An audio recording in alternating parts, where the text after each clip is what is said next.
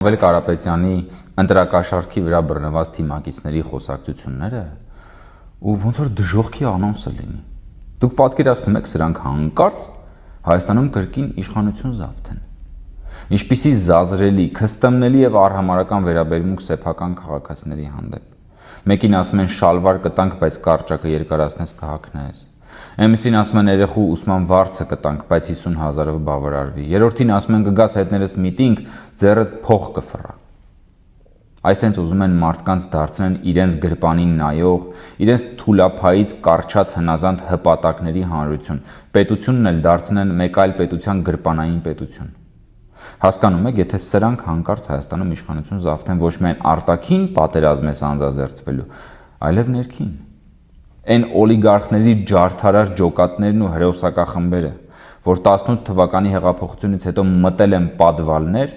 այդ պատվալներից նոր ախորժակով դուրս են գալու այդ ջարդարար ջոկատներն ու հարձակվեն ժողովրդի վրա